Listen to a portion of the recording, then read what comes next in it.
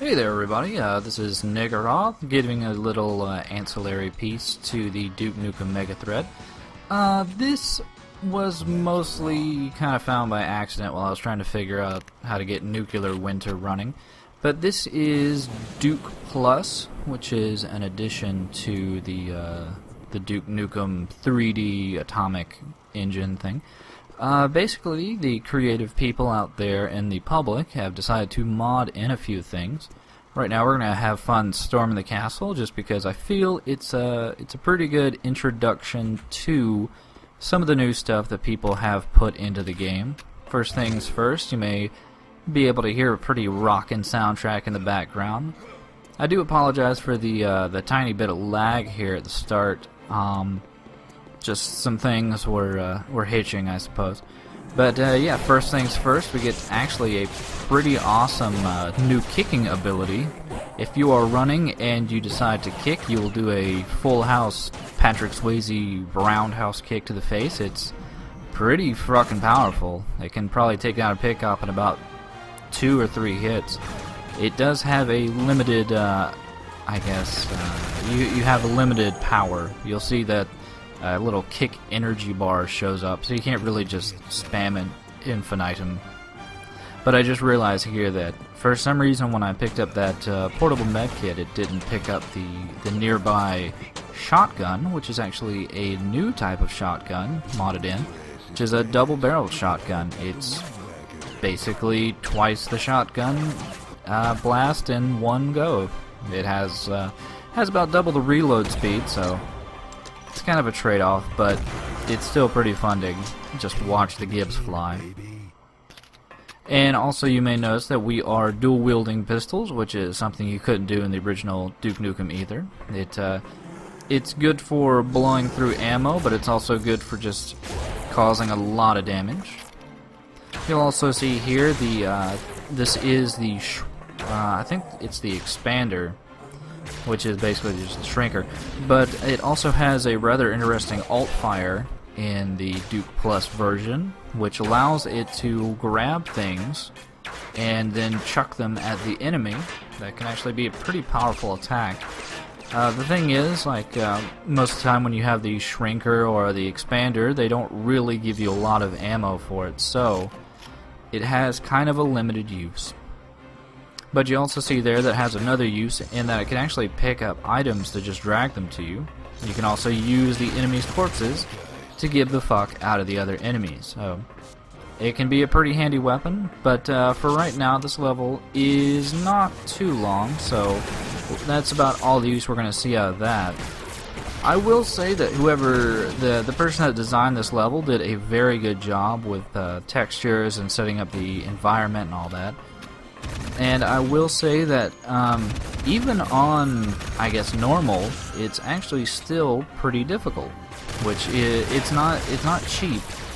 It's just you do have to keep moving. You have to use your resources wisely, I should say. They don't really give you too much ammo to waste, especially with this pig tank. The pig tank itself will cause you a lot of damage if you're just standing still. So, you know, circle strafe all the time. Yeah, and they really went full blast with the Gibbs in this. But yeah, this is the replacement for the Ripper or the chain gun. It's an MP5. It seems to be relatively the same accuracy-wise. So I'm wanting to say it's just a graphic remodel. The one other thing that I want to point out real quick is that on the left-hand side of the screen you may see what look like shell casing.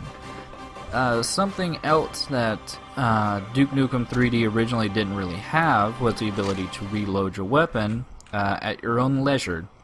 In this game, though, it actually helps quite a bit, as whenever you're, let's say, dual-wielding pistols, you end up having to go through about double the reloading animation time. So you don't want to be caught in the middle of a firefight having to reload for like 3 seconds. So you can usually plan out ahead to reload instead of, you know, getting caught with your pants down. But yeah, I love kicking. So we have another new item here, or another new weapon I should say, the laser pistol. It runs off a battery, and I don't think we actually get any more batteries. It's alright. It's basically equivalent to a pistol replacement. I don't think you can dual wield it or anything like that. It's kind of, the bullets are pretty slow. I mean, think of it as if you're wielding just the base grunt weapon. So, it's not amazing, but it's at least something new. But yeah, now that we have, that is actually, well, now that we've turned on whatever that was outside, we can now continue on through the level proper. In that, well, you'll see. I thought it was fairly interesting what they do with it. Even though we are coming up to the first hope you're ready for it type of trap in the level. Basically, when you reach this point, it'll spawn one of those pig hovercrafts, along with two of those seeking, you know, exploding bomb thingies. I wish I knew what the name of those were, but I'm a bit lost on them. It can be a bit difficult to deal with, especially with the sentry guns, but if you hop on the little raft here, it'll actually teleport you out to the last part of the level, where I guess the aliens are trying to escape. Now, this jump may seem hard otherwise, but there's actually a little hover pad, I suppose, that will pop you across and safely get you there, which is another new feature. It's a rather fun little feature. But yeah, there's not too much in this ship itself, except a mini battle lord, which is fun. But thankfully he's easily dispatched because they give you a fair amount of rocket launcher ammo. And then there's just a few more grunts to take care of. They're not too hard. But with that key card, we can now go over to the reactor of the ship and hopefully get off before the ship explodes. Just making sure nothing catches me by surprise here. One thing you have to be careful of, though, is that you can still pick up medkits. Even when you're at 100, they just kind of go to waste. So we pop some explosives on the reactor, and some other new enemies pop out. These are basically a large pain in the ass. They are a combination of the seeker bombs with gun turrets strapped onto the bottom. So not only do you have something that will possibly blow up in your face, but it is also shooting you all the way there.